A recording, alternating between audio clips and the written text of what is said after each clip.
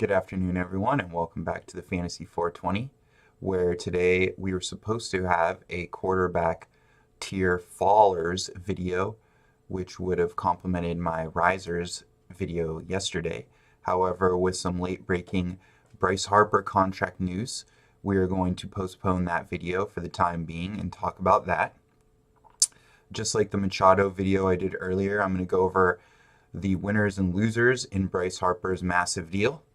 That being a 13-year, $330 million deal with the Philadelphia Phillies, which eclipses Giancarlo Stanton's deal and makes him the highest overall contract in professional North American sports. So I think the biggest winner and most importantly is Bryce Harper in fantasy baseball.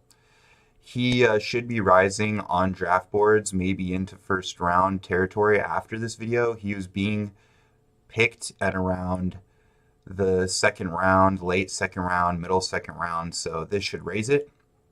This and the Yankees were his perfect landing spots. He's going to be the projected number 3 hitter in that order. In front of him are going to be decent run makers in Andrew McCutchen, who I haven't really mentioned, but he signed with the Phillies this offseason, and he's going to have a lot to prove after a bad season last year with the Giants. Then you have Juan Segura coming in the Cano trade, and he's going to have a lot to prove as well to make some runs. So those are good run makers in front of him, and then you have good protection behind him in the newly acquired JT Realmuto and their power hitter from last year, Rhys Hoskins. So I like the run support in front of him, and I like the protection behind him hitting in Philadelphia. Also, Citizens Bank, the ballpark they play in, and his home field for half the year is good for home runs and walks. They're above average in both and top 10 in both for most metrics. This is obviously a place that he chose to be, so he's going to be really happy. Like Kevin Durant, he had a multi-year free agency saga, and I think that really affected his play and how he was going to perform. Now that that's finally done and there's closure to that, he should be uninhibited and be free to beast up in his new surroundings. He's in a great contending team. They could contend as soon as this year for the World Series. And they are in the best division in baseball. So the Nationals are great, Mets are great, Phillies are great, Braves are great.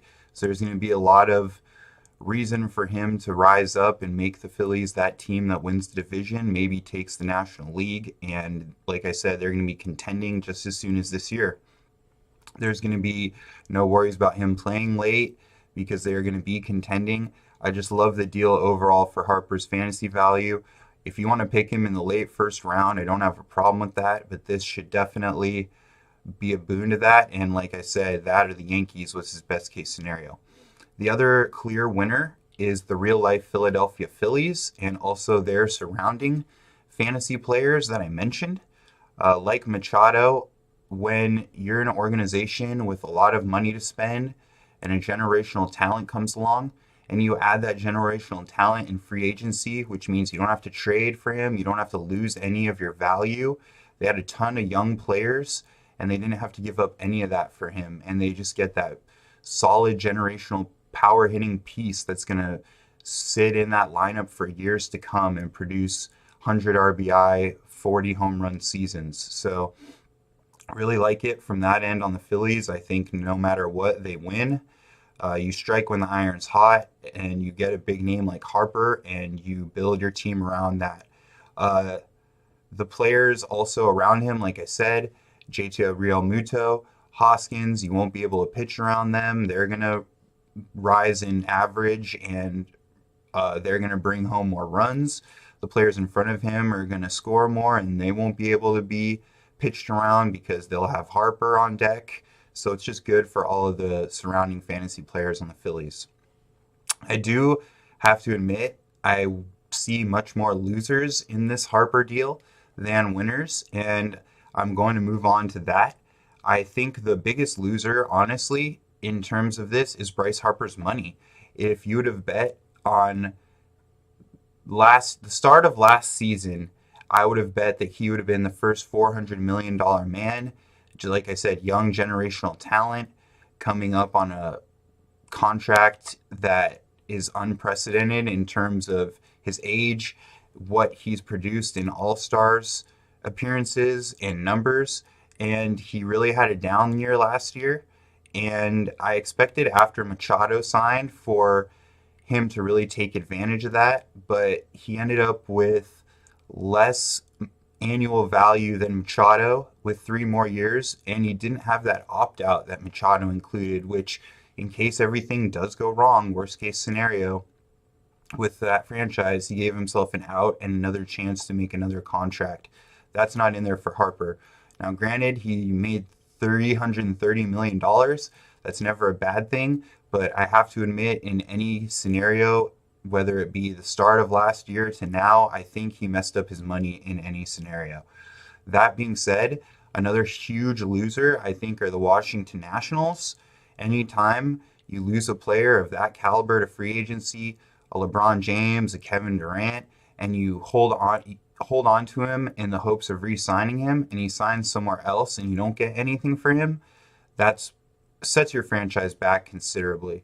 Now, there's a certain amount of players you can argue that you can just never trade and you never get that value for, and I understand it, but it stings even worse when he signs with the Phillies in that division and you're going to have to deal with him for years to come. I just think that the Nationals, once Scherzer starts declining, Corbin, he's not as reliable as a Bryce Harper. I like what they have with Soto, but I just think when you lose that caliber of a player in that division and you gain nothing for him, you're just an automatic loser no matter what. A couple more I'm going to hit on. The Yankees and Dodgers missed out on Harper and Machado, and whenever you have that much money and you have a chance and you miss out on both of those generational guys, especially with the Dodgers, who lost a ton in this offseason and traded for Machado, I think they are big losers this offseason, not getting Harper or Machado. The Yankees obviously can stomach that a little bit better. They have the talent and didn't lose anything, but it was a bummer for them as well that they lost out on both. And finally, the San Francisco Giants, I have to think, if you're a fan of them, you're kind of panicking a little bit in the current state of affairs.